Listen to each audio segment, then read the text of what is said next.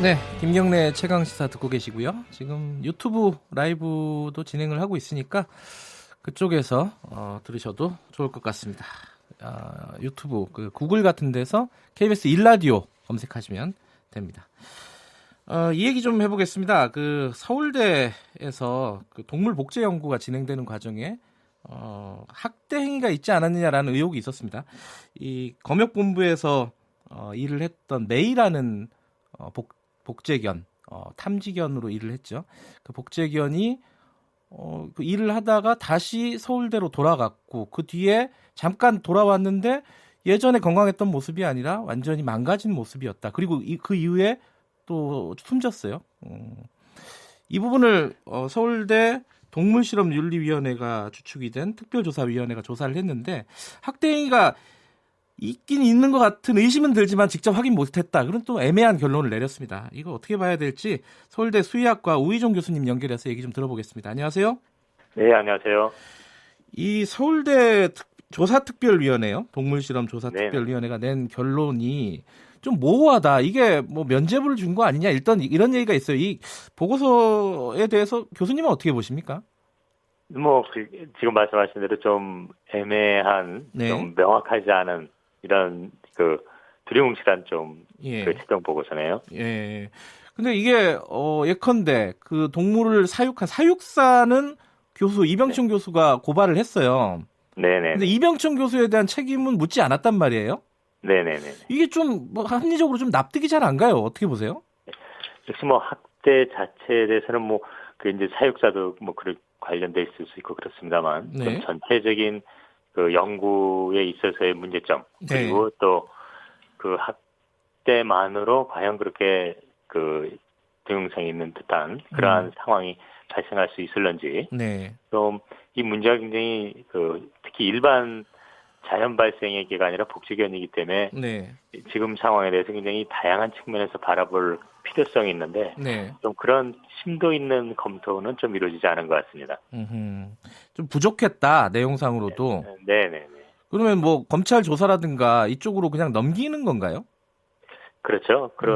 그리고 이제 그런 검찰이 확인할 수 있는 부분이 있고 또 하나는 이 복제견이라고 하는 특수한 실험 연구에 대한 검토는 학교에서 좀 해야 되거든요.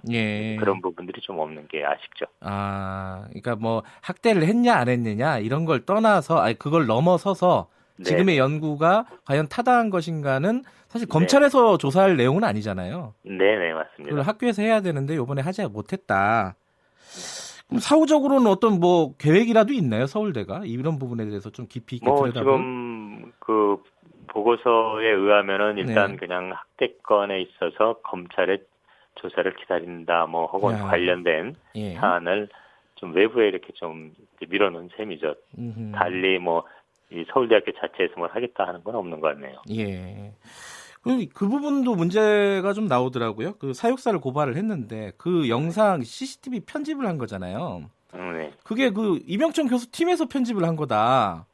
그러니까 이게 조사위원회에서 이게 그쪽 예를 들어 조사 대상이 편집한 화면을 가지고 보면서 어떻게 결론을 내렸다는 게 말이 되느냐. 이런 문제 제기도 있더라고요. 현실적으로 그러죠.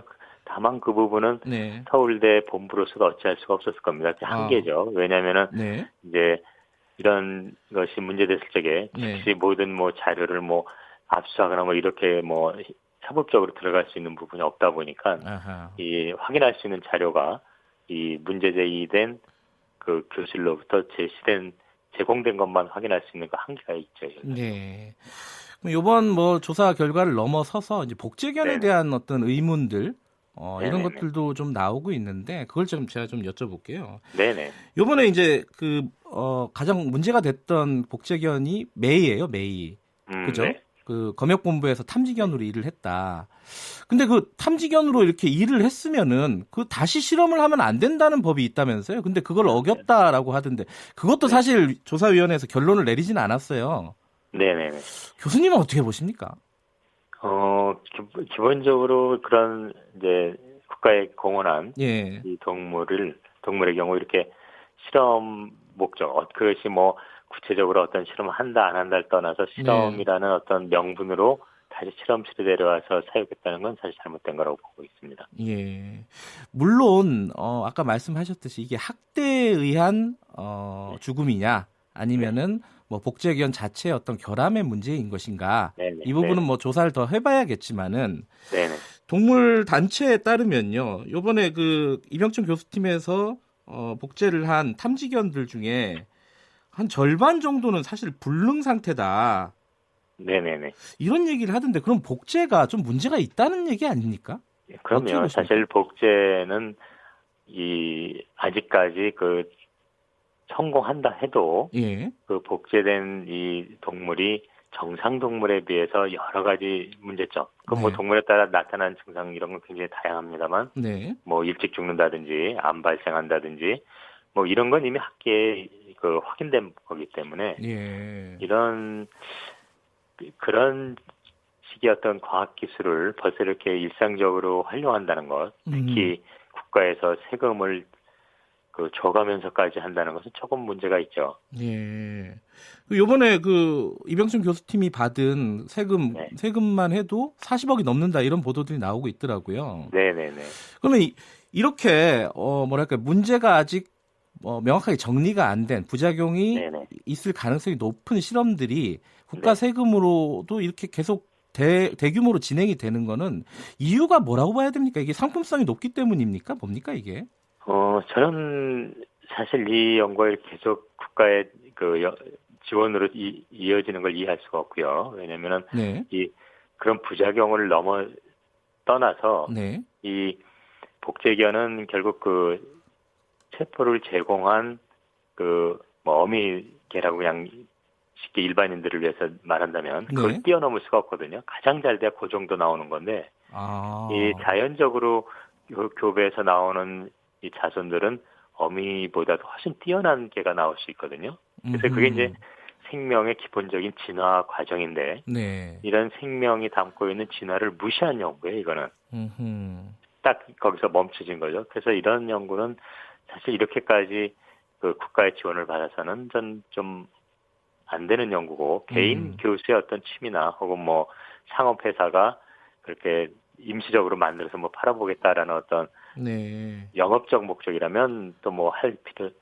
수는 있겠지만 저는 이게 좀 전반적인 이런 검토가 필요한 연구라고 봅니다. 그럼 차제에 이런 어떤 동물 복제에 대한 필요성이나 이런 부분들은 다시 재검토를 해야 된다 이런 말씀이신 건가요? 그런데 그런 학계의 그런 합의 없이 이제 정부가 이런 사업을 하면 언론에 타기는 굉장히 좋거든요. 그렇죠. 뭔가 새로운 게 나왔어, 뭐 만들었어, 뭐 이렇게 되니까 이런 연구가 이렇게 국가 연구비로 이어지는 그 이면에는 특정 이 부처의 어떤 연구비 지원 체제와 이 해당 연구자와 간의 어떤 알 수 없는 관계가 있으니까 이렇게 되지 않을까 저는 그렇게 생각하죠.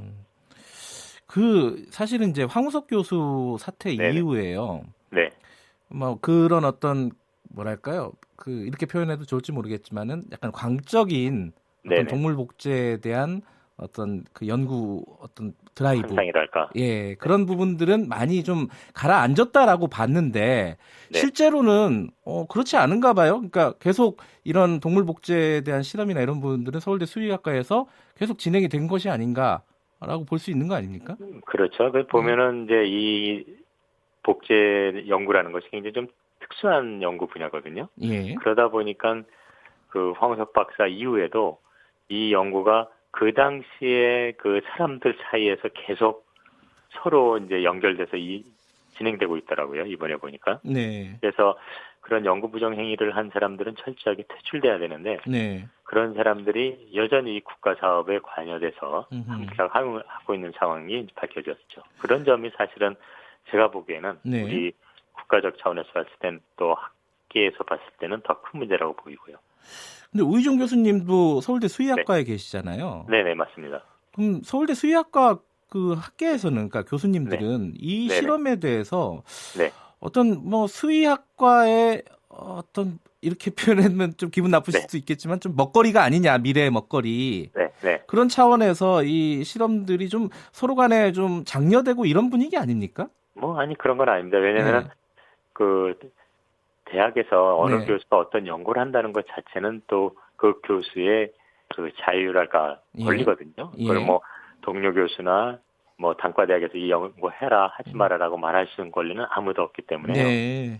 그건 각 교수의 독자적인 그 결정과 이 판단에 의한 거죠. 그런 면에서 매번 수의과 대학에서 뭐 많은 여러 가지 그 사회 문제가 되는 상황이 이어지고 있는데 이 참 몇몇 교수들 때문에 뭐 40명이 넘는 수의대 전체 교수가 좀 한꺼번에 이렇게 일반 대중에게 오해되는 경우가 많아서 좀 아쉽습니다.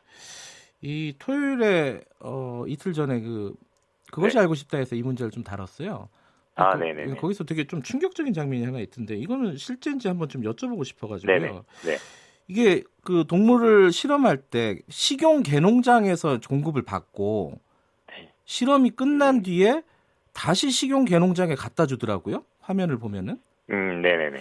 이게 법적으로 가능한 겁니까? 현재 이제 그 실험동물법의 그 허점 때문에 가능해서 불법은 아닙니다. 그러나 그래요? 그러나 그건 당연히 그런 윤리적으로 그 바람직하지 않죠. 사실 그건 작년에 제가 학장일 경우에 학장이었을 때 이제 그 시민단체 지적이 옳다고 생각해서 그 대학 본부에 저희가 문제 제기도 했었고요. 그러나 이제 그 당시 확인된 거는 이게 규정이 없다 보니까 규정을 어긴 게 아니다 보니까 서울대에서도 뭐 이게 잘못했다는 입장 발표가 어려웠고 또 그러다 보니까는 뭐 저희 단과대학에서도 그때 어려웠던 기억이 있습니다.